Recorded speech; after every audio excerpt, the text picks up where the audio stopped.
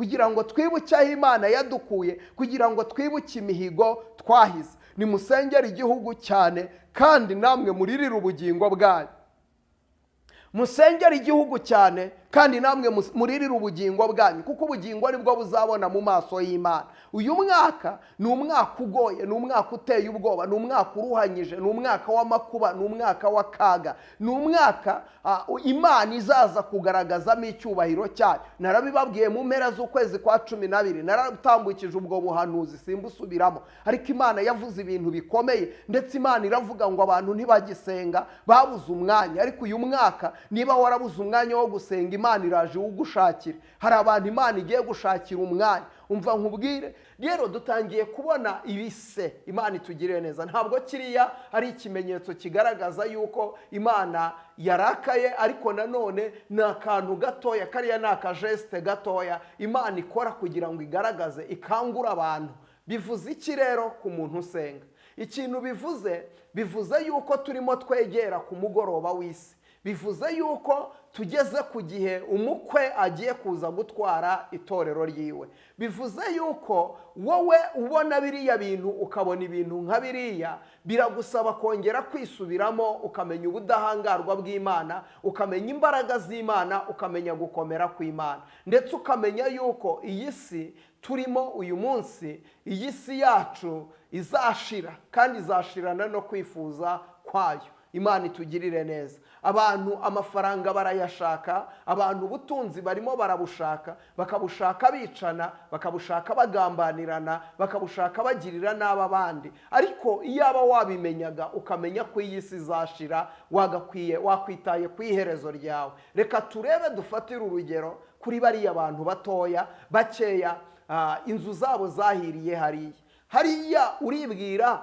Rero icyo ni ikimenyetso. Ibingibi birimo biraba, iriya nkongi y'umuriro ni ikimenyetso simusiga kigaragaza ko ibyo Yesu yavuze no kubikora azabikora. Kuba Yesu yaravuze ngo azaza no kuza azaza, Imana y'ubwayo yarirahiriye. Hamaze iminsi hari inzu igaragara mu zindi zahiyemo hagati, mu zindi zahiye.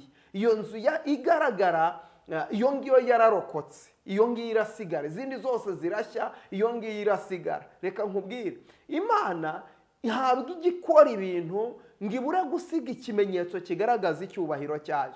Imana ikora ikintu igasiga n'ikimenyetso kigaragaza icyubahiro cyayo. Birashoboka yuko abantu bashaka kwiyitirira icyubahiro cy'Imana, ariko ijambo ryaravuze ngo icyubahiro cyanjye njyewe ntabwo nzagiha undi. Imana itugirire neza. Icyubahiro cyanjye njye ntabwo nzagiha undi. Imana ntizigera itanga icyubahiro cyayo ngo ibashe kugira undi muntu igiha. Ntimuyobe, Imana ntinegurizwa izuru. Icyubahiro cyayo ntabwo izigera igiha undi muntu uwo ari we wese. Ugiye kureba, abantu barashaka kubona Imana bayiboneye mu bitangaza, bakayibonera mu bitangaza, kuko uyu munsi iyo utavuze ibitangaza abantu ntibakubonamo Imana. Uyu munsi dufite ibice by'abantu babiri. Ibice by'aba bantu babiri bateye gutya. Aba bantu babiri, hari umuntu wa mbere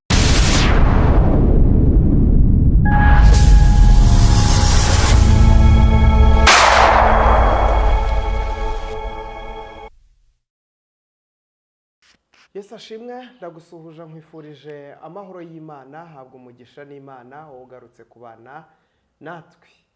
Reka nizere yuko uri amahoro, nizere ko umeze neza. Turagarutse, iyi ni ya saha y'ubuhanuzi, isaha yo kubohoka, gukira indwara. Ni byinshi bibera muri iyi saha, kandi tubonye abantu benshi babona ukuboko kwiza kw'Imana. Ni Profete Emma ugusuhuza nkwifuriza amahoro y'Imana. Uyu munsi rero tugiye kuganira. Tugiye kuganira kuki? Tugiye kuganira ku buhanuzi twatambukije umwaka ushize, mu mpera z'umwaka ushize 2024, irimo igera ku musozo. Hari mu kwezi kwa 12, ngira ngo mu matariki arimo asoza ukwezi kwa 12, ku buhanuzi bujyanye n'ibizaba mu mwaka wa 2025. Kandi ni koko uyu mwaka ugitangira, icyo Imana yavuze biragenda bigaragara, kandi biragenda biboneka yuko icyo Imana yavuze no kugikora izagikora. Ni byinshi Imana yavuze, ni byinshi Imana yambwiye kubabwira kandi narabibabwiye ndetse narabitambukije, byagiye binyuraho, bamwe mwarabyumvishije, nibiza no gukunda twagarura ibiganiro twagiye dukora, ukaza gusanga ko ibirimo biraba nta gitunguranye kirimo. Ibirimo biraba uko umwaka urimo urawutangira, aho uherereye, nzi neza ko nta gitunguranye kirimo, kuko icyo Imana yavuze ko nta kwitega ibintu byiza muri uyu mwaka. Abantu benshi iyo umwaka ushira baba bashaka kumva ibintu byiza mu matwi yabo, ariko uyu ni umwaka Imana ikeneye yuko abantu biyunga n'Imana, kuko Imana yambwiye ibintu byinshi ndabitambutsa, haba hano kuri Prophet Emma ndetse no ku Isezerano TV mwagiye mubibona. Cyane cyane uyu mwaka turimo dusoza uriya mwaka, Imana yambwiye ngo mbwire abantu ngo babaye bize ntabwo bakibona umwanya wo gusenga. Imana igiye kuzabashakira ibituma basenga, ibituma basenga barabibona muri uyu mwaka. Uyu munsi rero tugiye kuganira bitewe n'ubyo abantu bagenda bibaza, ndetse na bamwe bagiye banyandikira bamaze bati mu Profete tubwire bimeze gute, cyangwa se wowe ni iki ubivugaho. Imana y'amahoro itugirire neza. Umugambi w'Imana nta kintu umuntu aba afite cyo kuwuvugaho uretse kubireba ukabibona ukavuga ngo ibi birimo birakorwa n'urutoki rw'Uwiteka, birimo birakorwa n'urutoki rw'Imana. Imana y'amahoro itugirire neza. Tubonye ibintu byinshi mu ntangiriro z'uyu mwaka, tubona ko ari umwaka uzagorana kandi ari umwaka uzaba ukomeye. Icyakora hari umuntu umwe uzabasha kurokoka bino bintu, ni umuntu wenyine usenga. Imana y'amahoro ishimwe cyane. Umuntu wubaha Uwiteka, uwo nguwo azahwana n'igiti cyatewe hafi y'umugezi. Hari ibintu abantu birengagiza, abantu barirengagiza ndetse bakaniyobagiza.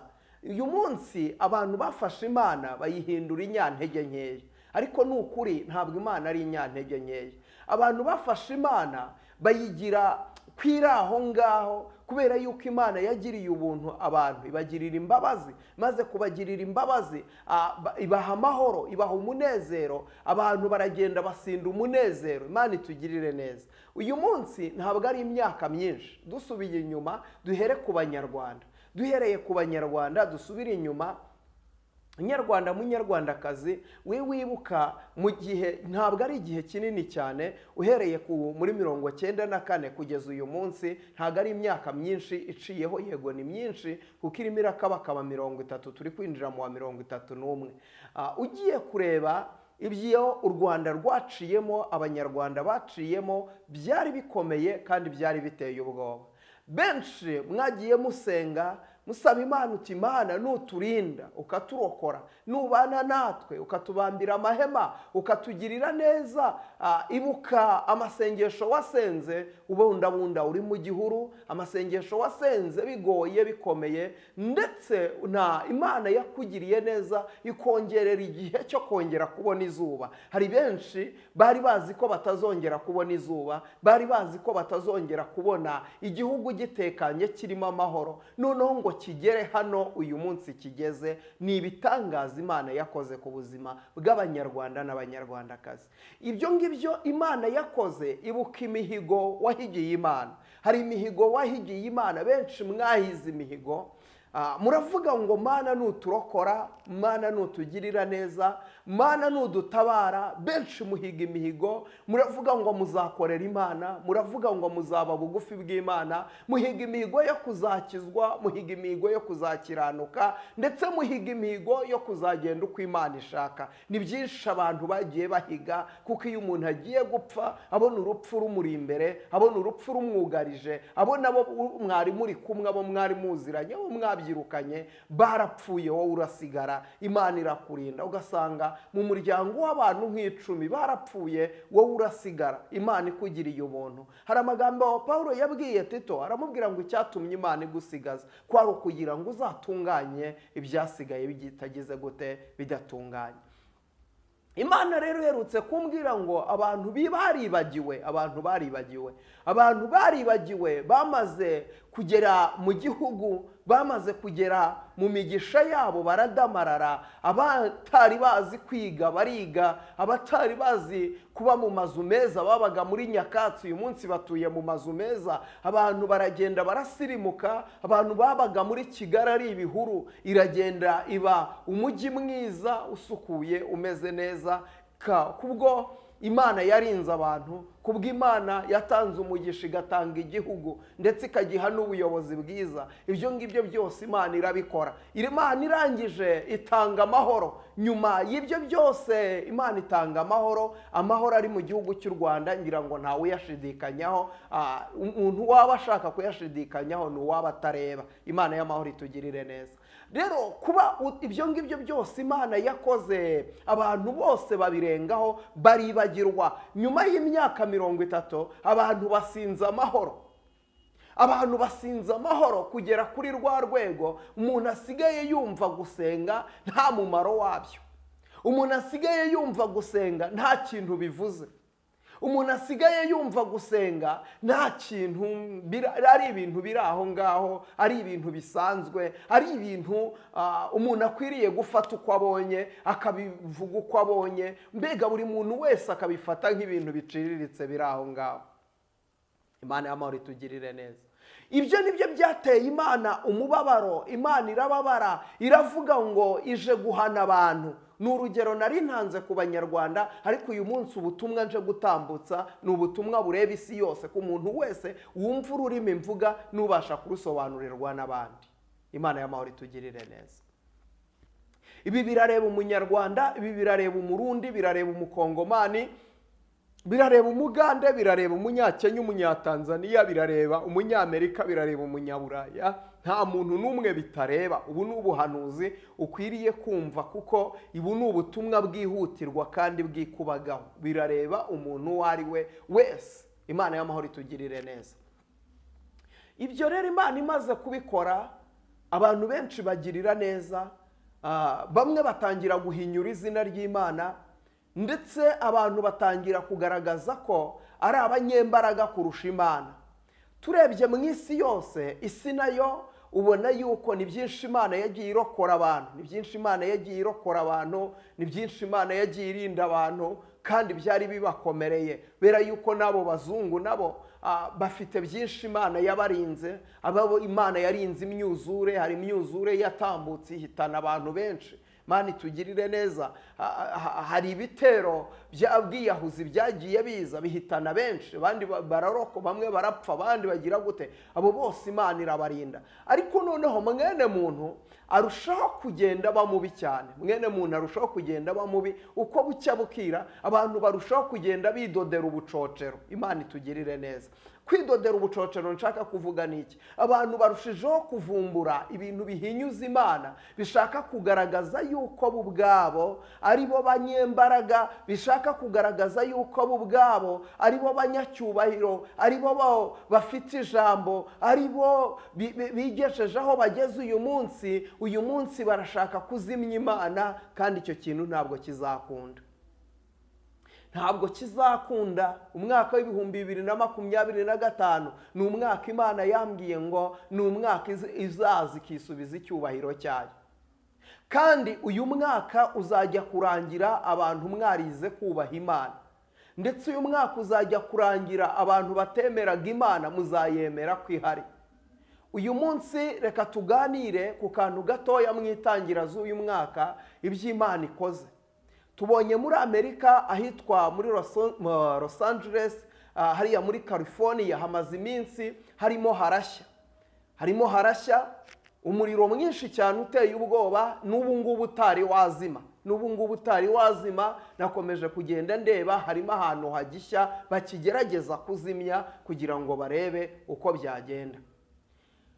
Bamwe baricara bakavuga ngo ni ibyakozwe n'urutoki rw'Imana, ibingibi ni Imana ibikoze. Ibyo ngibyo ubasha kubivuga n'ufite umutima wo guhishurirwa, akabasha kureba kure, akamenya yuko ibingibi bikozwe n'imbaraga z'Imana. Mu byabanjije, mbere ya byose, muri uriya mujyi, ni umujyi, uriya mujyi ni aho habarizwa inzu ikomeye cyane itunganya iby'amafilime, itunganya inzu twese twakuze twumva ku barebye filime zigiye zitandukanye muri Hollywood. Hollywood ni ahantu hakorerwa amafilime ateye ubwoba, cyane cyane amafilime yamamaza ubutinganyi, amafilime yamamaza ubusambanyi, imideri yamamaza ubusambanyi, ni byinshi bihakorerwa. Ndetse bari no muri poroje zo gukora izindi filime nazo ziteye ubwoba, nazo ureba ukabona ko ari filime zigamije kuzimya icyo bita Imana, abantu bakazinukwa Imana, bagatangira kwizera ubwenge buri artificial, abantu ubwenge bwa mwene muntu, ubwenge bw'amarobo, kuko uyu munsi bageze ku rwego bakora irobo ibasha kugenda nk'umuntu, irobo ibasha gukora ibyo mwene muntu yakora. Ugasanga ni robo besitayemo ibyo bashaka bakayikoresha, ikaba yakora ibyo mwene muntu yakora. Ariko nubwo bakora irobo, ariko hari ikintu kimwe batabasha guha irobo, ntibabasha kuyiha umwuka uhumeka. Imana itugirire neza. Mu yandi magambo, ibyo bakora ni imirambo, kuko Bibiliya irambwira ngo Ezekiyeli 37 haravuga ngo mwuka ukuboko k'Uwiteka kwangezeho, ansohora ndi mu mwuka, angeza mu kibaya cyari cyuzuyemo amagufa kandi yari menshi rwose. Arangije arambwira ngo mwana w'umuntu, aya magufa yabasha gusubirana akabaho? Ndasubiza ngo Mwami Uwiteka ni wowe ubizi. Icyabaye, Imana ibwira Ezekiyeli ngo hanurira aya magufa uyabwire yongera asubirane, yahanurire yongera abashe kubaho. Ngo ngihanura habaho guhinda kwinshi, risanga irindi ryaryo, ngo araterana, imitsi yameramo, ngo arongera arasubirana. Ariko umva ijambo ryantangaje, ngo ariko nta mwuka wari ubirimo. Imana y'amahoro itugirire neza. Rero mwene muntu yabasha gukora irobo, yabasha gukora ibyo byose, ariko ntiyabasha gukora umuntu uhumeka, uyu mwuka duhumeka. Yabasha gukora ikintu akontroresha telekomande, ariko nticyabasha guhumeka uyu mwuka duhumeka. Uyu mwuka duhumeka ugengwa na nyiribihe, ugengwa na nyirijuru. Niwe wenyine ubasha gukora umuntu uhumeka umwuka nk'uyu duhumeka. Kuko ngo umuntu yaramuremye, ngo maze kumurema, ngo aza nta mwuka afite, ngo irangije imuhumekera mu mwuka wayo. Imaze kumuhumekera mu mwuka wayo, uyu muntu arongera abasha kugira gute? Kubaho. Imana itugirire neza. Ugiye kwitegereza rero, urareba ni umujyi wari umaze gufata indi ntera, cyane cyane ku bijyanye no guhakana Imana. Ibi ngibi byabayeyo ni akamenyetso gatoya, kuko ntabwo ari kanini, ni akantu gatoya Imana yabashije kugaragaza, igaragaza yuko ari Imana iriho kandi ari Imana ishobora byose. Ni akantu, ni ka sampo. Imana yabashije kubaha ka sampo, kariya nako bita ka sampo, yabasamporinze, ibereka ko ari yo ubwayo ari ifite urufunguzo. Sibyo? Bo barimo barashaka kuvuga ngo inkomoko, ngo ntabwo, ngo ni ibintu bisanzwe bibaho. Nari byo numvishije ngo nuwacanye burike, ngo iyo burike ngo irahaka, ngo imaje kwaka, ngo ibasha gukongeza. Ariko uwo muntu ntibamugaragaza, nabo ubwabo ukurikiranye ibyo ureba n'ibyo bandika n'ibyo bavuga, arareba akavuga ngo uwo muntu ni homeless, ni umuntu uri aho ngaho. Nuko ngo nabo ubwabo nyirizina ntabwo bashobora kwicara ngo basobanure ngo uyu muriro waturutse hehe, uyu muriro ni iki cyawuzanye, mbega bimeze gute. Nabo ubwabo byabarenze. Muri iki gihe bari mu gihe cy'ubukonje. Uyu munsi urebe ahantu abantu bari mu bukonje, sinoni nyinshi, urubura ni rwinshi, umuriro ukaka kuri kiriya kigero. Imana y'amahoro itugirire neza. Ukaka kuri kiriya kigero. Icyo nacyo ni ikikwereka izindi mbaraga z'Imana. Hamaze iminsi hari inzu igaragara mu zindi zahiyemo hagati, mu zindi zahiye. Iyo nzu igaragara, iyo ngiyo yararokotse, iyo ngiyo irasigara. Izindi zose zirashya, iyo ngiyo irasigara. Reka nkubwire, Imana ntabwo igikora ibintu ngo ibura gusiga ikimenyetso kigaragaza icyubahiro cyayo. Imana ikora ikintu igasiga n'ikimenyetso kigaragaza icyubahiro cyayo. Birashoboka yuko abantu bashaka kwiyitirira icyubahiro cy'Imana, ariko ijambo ryaravuze ngo icyubahiro cyanjye njyewe ntabwo nzagiha undi. Imana itugirire neza. Icyubahiro cyanjye njye ntabwo nzagiha undi. Imana ntizigera itanga icyubahiro cyayo ngo ibashe kugira undi muntu igiha. Ntimuyobe, Imana ntinegurizwa izuru. Icyubahiro cyayo ntabwo izigera igiha undi muntu uwo ari we wese, ab'umugabo ab'umugore. Imana ntizigera itanga icyubahiro cyayo. Umuntu wese uzashaka gukinira mu cyubahiro cy'Imana, uwo nguwo ntabwo Imana izamureka. Uwo muntu ntabwo Imana izamuha gutuza, ntizamuha guhwema, kuko wabyanga wabyemera iyi si yaremwe n'intoki n'ibiganza by'Uwiteka. Niyo yonyine yabumbye iyi si iyishyira ahangaha. Niyo yabashije guhanika ikirere turakibona, nta nkingi gifite, nta mufasha yagombye, y'ubwayo irabikora. Rero mwene muntu ageze ku rwego amaze kurengwa, amaze guhaga. Umurengwe utumye abantu bashaka guhakana Imana ndetse no kwimura Imana. Imbaraga satanike zirushaho kuba nyinshi, zirushaho kugwira. Ndetse uyu munsi abantu batangira gukora iby'isoni nkeya, batangira gukora ibyangwa n'amaso y'Uwiteka.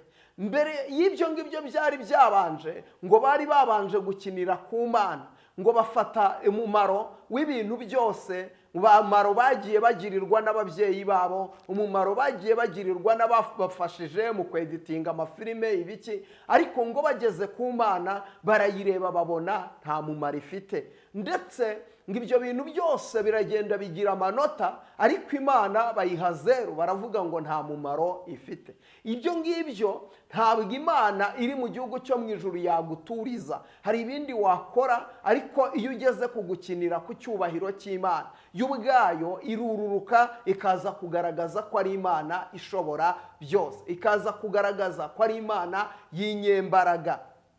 Uyu munsi abazungu bazi ko ari abanyabwenge, bazi ko ari abahanga mu kuvumbura, ni abahanga mu kumenya, ndetse nibo bagena cyane cyane muri Amerika. Amerika niyo igena uko abantu babaho n'uko n'ibindi bihugu bibaho, ndetse yo ikumva yuko ari umwami w'ibindi bihugu, ndetse n'umuyobozi uyiyoboye aba yumva ko ayoboye abantu bose b'isi yose, cyane cyane ko ari bo bumva agomba kugena uko abantu babaho. Nibo bagena uko abantu barwara, bagakora indwara z'ibyorezo bakazinyanyagiza mu bantu, bakagena uko abantu barwara, bakagena uko abantu bapfa, ndetse uko babyumva akaba ariko babikora. Uyu munsi Afurika yacu, uyu munsi turimo, ari nabo bavuga ngo nibo bizera iyo Mana. Abanyafurika iyo batureba babona ngo ni twebwe twizera iyo Mana, ngo kuko ari twe dufite ubujiji. Ariko nyirizina ntabwo ari uko ari twe dufite ubujiji. Imana y'amahoro itugirire neza. Iyi Mana iriho kandi irakora kandi iratabara.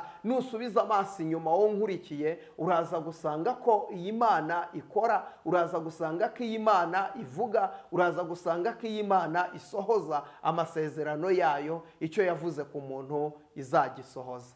Rero icyo ni ikimenyetso. Ibingibi birimo biraba, iriya nkongi y'umuriro ni ikimenyetso simusiga kigaragaza ko ibyo Yesu yavuze no kubikora azabikora. Kuba Yesu yaravuze ngo azaza no kuza azaza, Imana y'ubwayo yarirahiriye iravuga ngo ntabwo izongera kurimbuza iyi si umwuzure, ahubwo irangije iravuga ngo nzaza kuyirimbuza umuriro. Urebye uriya muriro watse muri Amerika ni ikimenyetso kigaragaza yuko Gihenomu twumva, Gihenomu tuvuga, ko hazabaho umuriro waka, umuriro ukongora, itanura, umuriro ugurumana cyane. Ni ikimenyetso kigaragaza ko uyu muriro uzabaho. Ni ikimenyetso kigaragaza yuko uyu muriro uzaka, nubwo uzaba utangana n'uyu nguyu. Uriya ni mukeya ugereranyije n'undi muriro Bibiliya itubwira. Rero Imana yo yarirahiriye iravuga ngo ntabwo nzongera kurimbuza isi umwuzure, ahubwo iyi si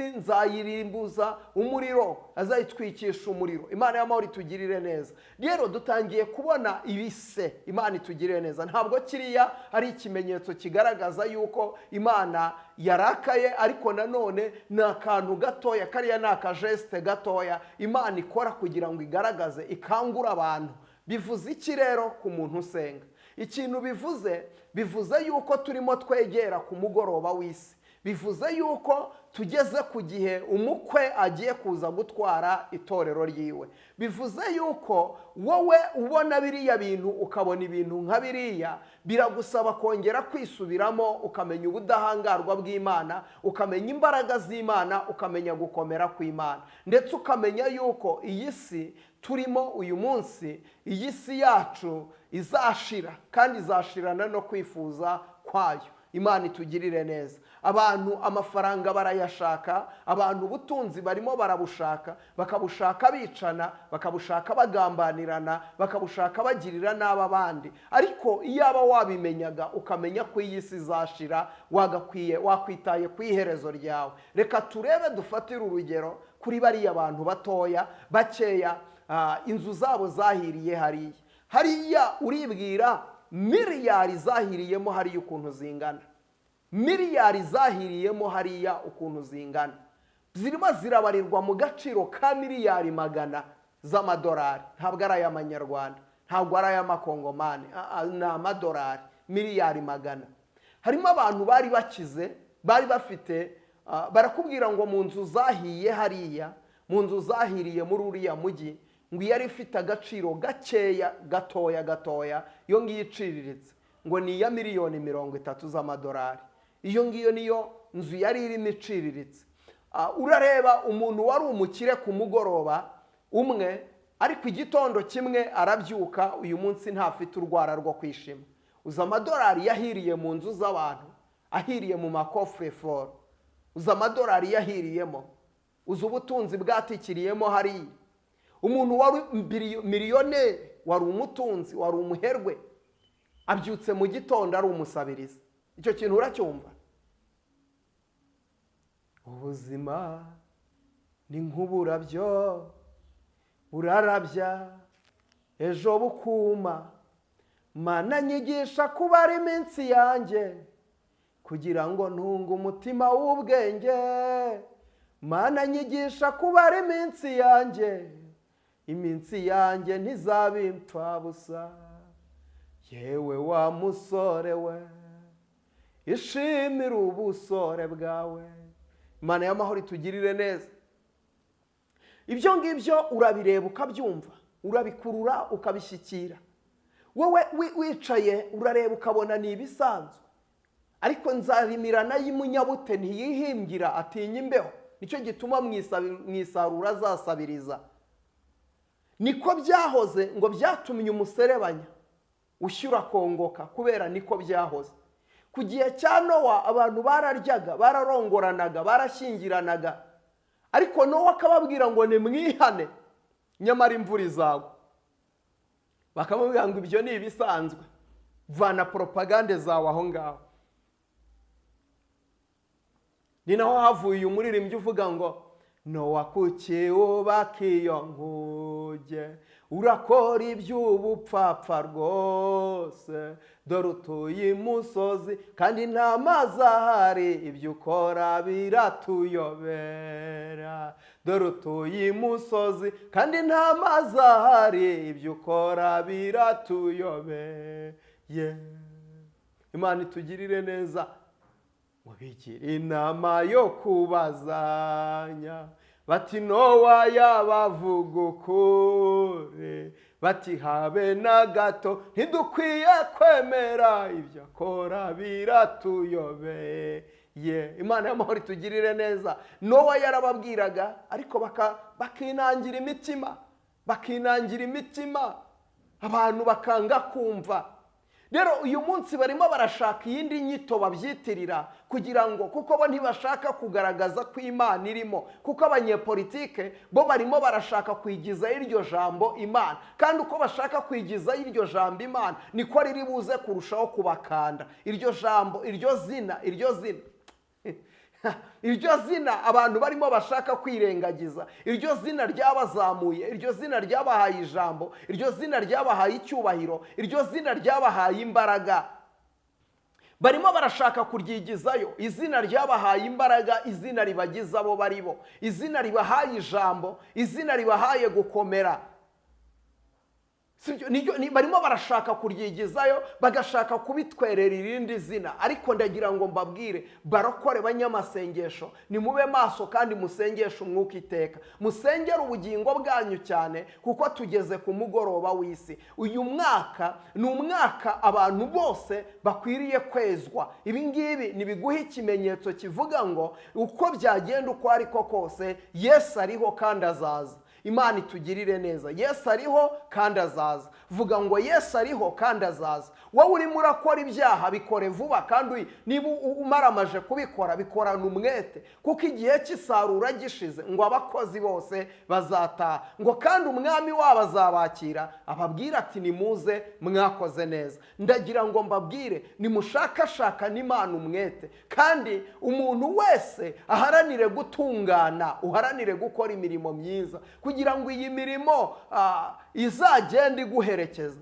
Ndagira ngo nkubwire iriya nkongi y'umuriro ni Yesu urimo urakomanga. Ni akantu gatoya, ni akamenyetso gatoya. Yesu akubise ikivugirizo, arimo arahamagara, ngwino winjire mu bwami bw'Imana, ngwino wemerere Yesu akuyobore, wemerere Yesu akugenge. Mwabashumba mwe, mwabavuga butumwa abanyamasengesho, ndabikubwira nanjye nibwira, kuko ibi ngibi ndimo ndakubwira nanjye birandeba. Biri muntu wese biramureba, buworoheje bukomeye, ibi ngibi biramureba. Ubu ngubu ni ubuhanuzi udakwiriye kurenza ingohe, kuko Imana yavuze kera, iravuga ngo igiye kuza kurobanura, ivane ibishimwa mu bigawa, ndetse iravuga ngo ije kurobanura intama mu ihene. Igihe rero ni iki ngiki, kugira ngo Imana irobanure intama mu ihene. Ni ukuvuga ngo ihene zijya ibumoso, intama zijya iburyo, ariko Imana ije kurobanura intama mu ihene. Kandi gukora kw'Imana ntabwo bisaba ngo ibisakuze, nta nubwo bisaba ngo ibivuge cyane. Ni Imana isekura buhoro ariko ikanoza cyane. Yo isekura buhoro ikanoza cyane, utuntu twayo idukora buhoro buhoro, kuko ibyo ikora irabizi. Ibyo ikora irabizi, ni Imana izi ibyo ikora. Ibyo ikora yo irabizi, kuko yo utuntu twayo ijya udukora. Ngo yigeze igira gutya umunsi umwe, ngo ikora utuntu, ngo bageze ku mbuga ya Kidoni, ngo wuza ngo ajya kuramira isanduku y'isezerano. Ndagira ngo nkubwire iki kintu, ntabwo wuza yishwe nuko yagiye kuramira isanduku y'isezerano. Dore ikintu cyatumye wuza apfa. Wuza yishwe nuko yari yarirengagije. Ikintu kigiye kwica abantu ni uko birengagije ibyo bazi, bagafata ukuri bakagupfukirana, barangiza bakavuga ibintu bazi ko ari ibinyoma, Uyu munsi hari abantu bavuga ubutumwa ariko barabizi ko bari kuvuga ibinyoma. Hari abantu bahanura ariko barabizi ko bari kuvuga ibinyoma. Hari abantu ibintu byose barimo barakora barabizi ko ari ibinyoma. Imana itugirire neza. Ugasanga uri umukozi w'Imana ariko urabizi imyambaro wambara uyibona mu kinyoma, inzu yishyura mu kinyoma, ibyo urya ubirya mu kinyoma, ibintu byose ni ibinyoma. Kubera yuko rero iyi si ntabwo ikunda ukuri. Imana itugirire neza. Iyi si ntabwo ikunda ukuri, iyi si ikunze ikinyoma cyane, kubera yuko abantu benshi bakunze isi kuruta uko bakunze ijuru. Imana itugirire neza. Uyu munsi iyo ugiye kureba, abantu barashaka kubona Imana bayiboneye mu bitangaza, bakayibonera mu bitangaza, kuko uyu munsi iyo utavuze ibitangaza abantu ntibakubonamo Imana. Uyu munsi dufite ibice by'abantu babiri. Ibice by'aba bantu babiri bateye gutya. Aba bantu babiri, hari umuntu wa mbere wumva Imana ari uko uvuze imbaraga z'umusaraba, ukavuga ku rupfu Yesu yapfuye. Wavuga imbaraga z'umusaraba, ndetse wavuga ku cyaha n'igisa nacyo no kukirinda, uwo muntu akumva Imana ndetse akumva arapfuye. Hari abantu babayeho bamaze kumenya Imana, baravuga ngo hano mu isi si iwacu ni mu ijuru. Imana itugirire neza. Iyo usomye mu Baheburayo ibice 11 ugasoma ku murongo waho wa 11, haravuga ngo abo bose, Imana itugirire neza, Imana itugirire neza, ngo barebaga icyo gihugu. Imana itugirire neza. Reka tuhasome Abaheburayo ibice 11. Imana itugirire neza. Izina ry'Uwiteka nirishimwe. Reka tujye tureba ibyanditswe tunabisoma kugira ngo bigende neza. Uhereye ku murongo wa 13, haravuze ngo abo bose bapfuye bakizera batarahabwa ibyasezeranijwe. Wabyumvishije? Abo ni abatubanjirije kera. Ahangaha havuga ijambo ryitwa kwizera, ariko akavuga ngo abo bose bapfuye bakizera kandi bapfuye batari bahabwa ibyo bagize gute, basezeranijwe. Imana itugirire neza. Ahubwo babiroraga biri kure cyane, bakabyishimira, bakavuga ko ari abashyitsi n'abimukira hano mu isi. Ariko muri iki gihe abantu barimo baritwara nk'abantu iyi si bayiguze nk'aho ari yo gakondo yabo. Ariko ndagira ngo nkubwire, iyi si hano mu isi si iwacu. Hano mu isi si iwacu. Umuntu aravuka, umuntu agakura, umuntu akabaho, umuntu akagenda, ariko igihe kikagera umuntu agapfa. Ndagira ngo nkubwire, iyo umuntu apfuye ibyiwe biribagirana, bya bindi wakoze, bimwe waruhiye bisigara biribwa n'abandi utazi, batabiruhiye, batazi nuko wabibonye, kandi babirya batabigushimira. Hano mu isi si iwacu. Ngo barangije, ngo abavuga batyo baba berekana yuko bashaka gakondo. Ngo abavuga gutyo baba berekana ko bashaka iki? Gakondo. Imana y'amahoro itugirire neza. Abavuga gutyo baba berekana ko bashaka gakondo. Imana y'amahoro itugirire neza.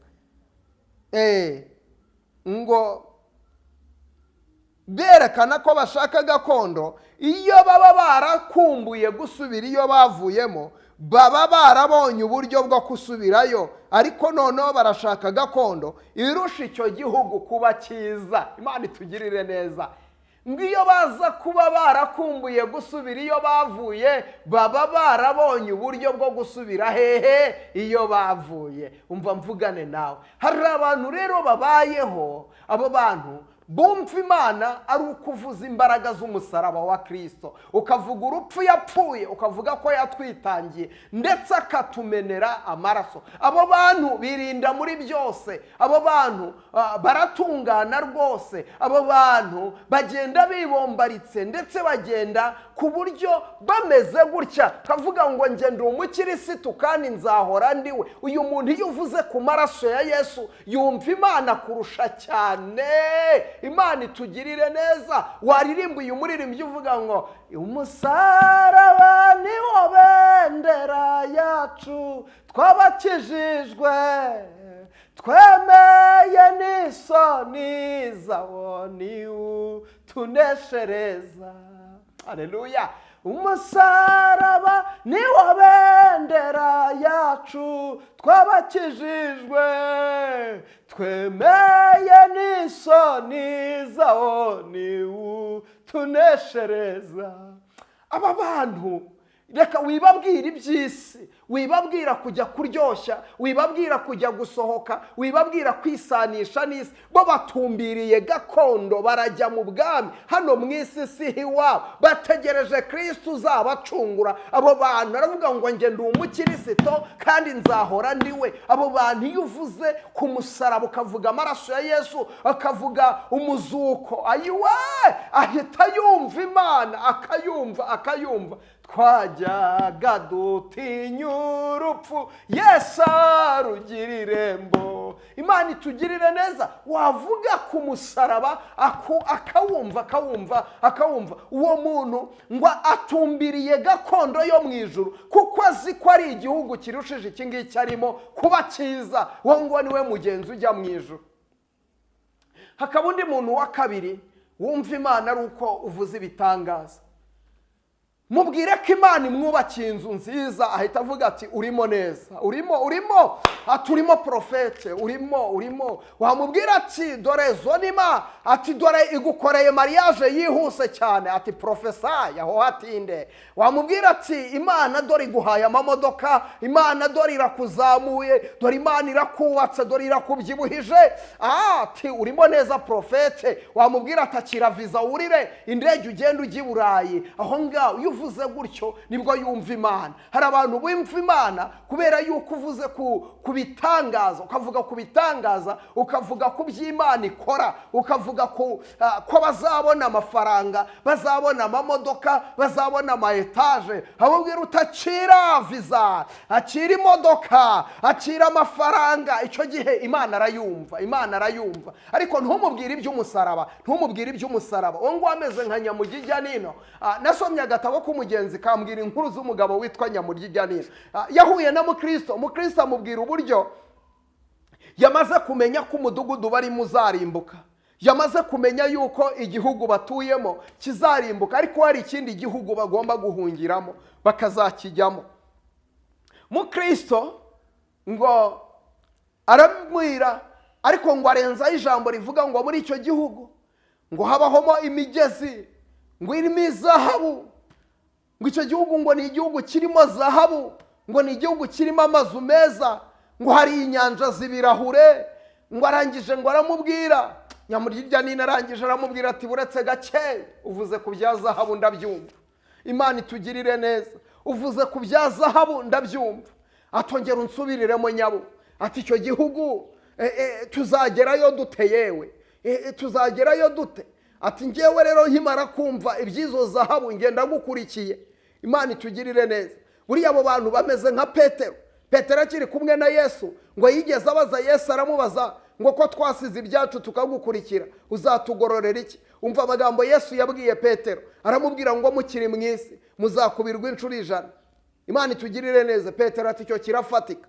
Arangije arenza ngo ariko ikirenze kuri ibyo hari uguhabwa ubugingo buhoraho. Ndagira ngo nkubwire, Petero ntabwo icyo cya kabiri yacyumvisha. Icyo yumvisha nuko bakiri mu isi bazakubirwa inshuro 100. Hari abantu rero bumva Imana ari uko uvuze ku gitangaza. Igitangaza iyo ukivuze arapfa agahwera, agakora mu mufuka, akakubwira atakira ndafashijwe, agakora mu mufuka. Abo bantu rero muri iyi si hari abantu bakunze isi, abantu bakunze isi kurusha uko bakunze ijuru. Abantu baravuga ko bajya mu bwami bwo mu ijuru, ariko barakunze isi. Uzasanga umuntu aza kukubwira, aza gusenga, akaza yakererewe, ariko yabanje kujya kuburana ubutaka, yarangiza akaririmba ngo mu ijuru niho iwacu, mu ijuru niho iwabo wabizera, tuzimuka mu isi tugera iwacu, naheza twubakiwe n'umukiza, ku mana yacu yubakanywe isuku tutarabona, niho iwacu, n'ubuturo bwiza tuzahoramo, niho iwacu, n'ubuturo bwiza tuzahoramo. Ngo abashaka ubugingo budashira nimumwizigira azabarengera, muze mwese dushengerere, mu ijuru tuzimana n'umukiza. Haleluya. Ariko abantu bakunze iby'iyi si, urasanga umuntu yica mwene se amujijije santimetero imwe, sinzi niba santimetero uyumva, imwe y'ubutaka, akica mwene se. Ariko Imana irimo iratanga imbuzi, irimo iraburira abantu, ndetse Imana iduhaye akanya ko kwisubiramo. Imana itugirire neza. Imana iduhaye akanya ko kwisubiramo kugira ngo wongere wiyinire, urebe ese wowe n'Imana muracyari konegite, amazina yawe aracyanditswe mu gitabo cy'ubugingo, mbese Uwiteka mu bantu yamenye nawe urimo. Iyo ukomeje hano mu Baheburayo hano hasi ngo ariko none iyo bashaka gakondo irusha icyo gihugu kuba cyiza, ariyo yo mu ijuru, nicyo gituma. Haleluya. Uyu murongo iyo nkugezeho ndahwera. Umva, nicyo gituma Imana idakorwa n'isoni zo kwitwa Imana yawe. Haleluya. Kuko yabiteguriye umudugudu. Haleluya.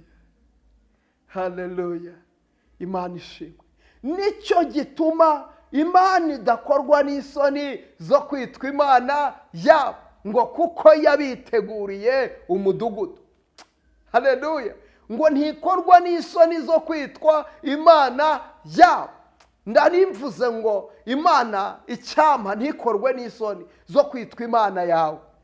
imana ntikorwe n'isoni zo kwitwa imana yawe, nikureba ikurebere mu mbabazi zayo, nikureba ikurebere mu rukundo rwayo, nikureba ikurebere ikwishimire. Nari mvuze ngo imana ikurebere mu mbabazi zayo, imana ikurebere mu rukundo rwayo, imana ikurebere mu buntu bwayo. Mpamya yuko izina ryanjye riri ku mutima we, ubwamvugira nta mwanzi n'umwe wamunyirukanaho. Mpamya yuko izina ryanjye riri ku mutima we, ubwamvugira nta mwanzi wamunyirukanaho. Nari mvuze ngo abanyarwanda, abanyarwandakazi, igihugu cyacu tugisengere cyane. Nubwo isi yose yugarijwe n'ibibazo, ariko ibyaha bya benshi birushijeho kugwira. Abanyarwanda nabo bibagiwe imana yabagiriye neza, ibyaha birushijeho kugwira. Si ngombwa ko imana iduteza ibyago kugira ngo twibuke ko imana ari ishobora byose, kugira ngo twibuke aho imana yadukuye, kugira ngo twibuke imihigo twahize. Nimusengere igihugu cyane, kandi namwe muririre ubugingo bwanyu.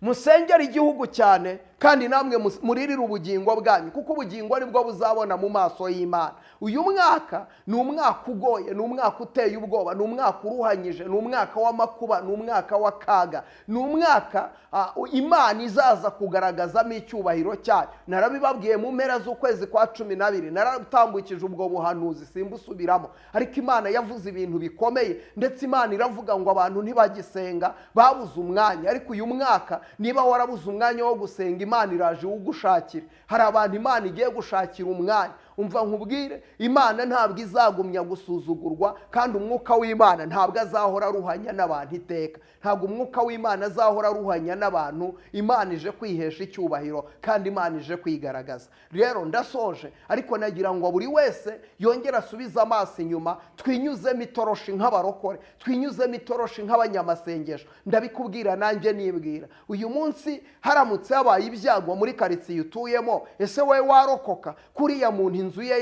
yarokotse, Imana ikayirokora uri umwe. Uriya muntu yabaye Loti, wa muntu Imana yisigarije iramusigaza wenyine, Loti arasigara. Imana itugirire neza. Ese wowe inzu yawe yasigara? Inzu yawe yarokoka? Imana itugirire neza. Ibyago byagusiga? Imana itugirire neza.